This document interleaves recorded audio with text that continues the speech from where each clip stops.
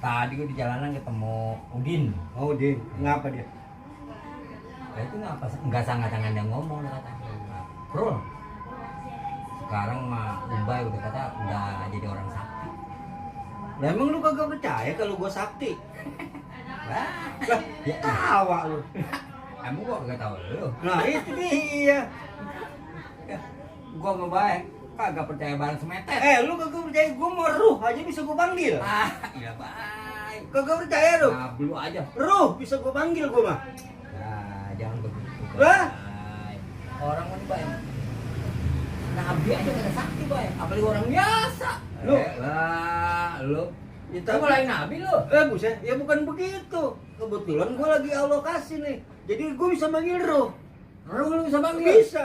Yang bener Wah, wah. Ruhiyat kawan gua. Ruh.